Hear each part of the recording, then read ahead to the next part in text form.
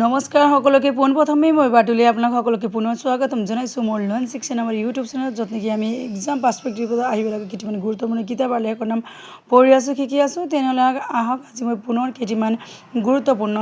কিতাপ আৰু লেখকৰ নাম লৈ আহিছোঁ আৰু এই পোনপ্ৰথমে এই 10টি বহুতো ইম্পৰ্টেণ্ট কিতাপ আৰু লেখকৰ নাম হয় তেনেহ'লে আহক ষ্টাৰ্ট কৰোঁ a bunch of old letter হৈছে লেটাৰ লিখিছিল জৱাহৰলাল নেহৰুৱে an idealist view of life লিখিছিল ডক্টৰ এছ ৰাধাকৃষ্ণনে আণ্ডাৰমৰ্ড লিখিছিল বঙ্কিম চন্দ্ৰ চেটাৰ্জীয়ে ব্ৰকেন উইংছ লিখিছিল সৰোজিনী নাইডুৱে বা গডছ ডিক্ৰী লিখিছিল কপিল দেৱে ৱেক অফ ইণ্ডিয়া লিখিছিল এনি বেচান্তে the story of my experiments with truth লিখিছিল মহাত্মা গান্ধীয়ে এ ৰিভাৰ সূত্ৰ লিখিছিল গীতা মেহতাই দ্য সংছ অফ ইণ্ডিয়া লিখিছিল সৰোজিনী নাইডুৱে আৰু ৰংভূমি লিখিছিল প্ৰেমচন্দে গতিকে এই 10টি বহুতো ইম্পৰ্টেণ্ট কিতাপ লেখকৰ নাম হয় যি নেকি এক্সামত বাৰে বাৰে আহি থকা দেখা যায়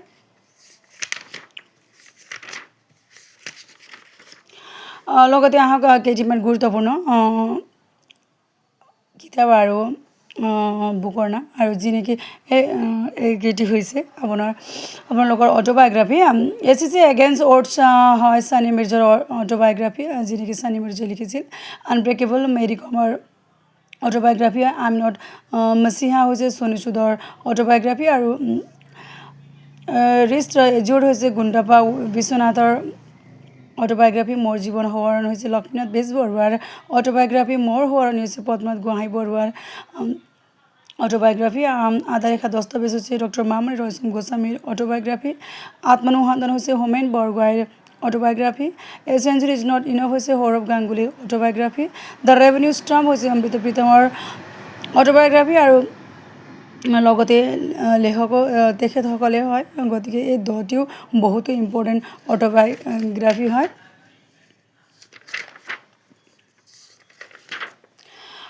লগতে আহক অনিতা দেশাইৰ কেইটামান গুৰুত্বপূৰ্ণ কিতাপ আৰু কিতাপৰ নাম জানো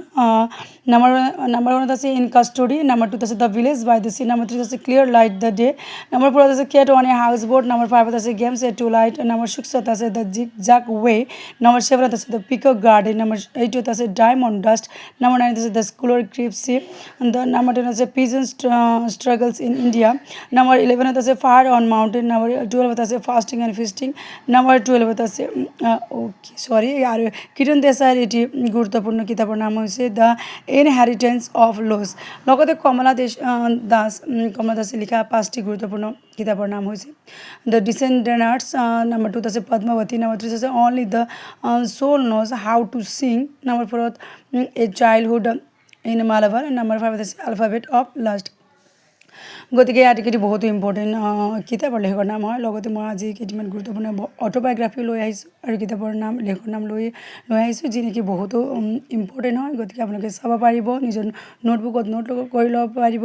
পঢ়িব পাৰিব ৰিভিজন কৰিব পাৰিব আৰু এক্সামত ভাল ফলাফল দেখাব পাৰিব আৰু এনেধৰণৰ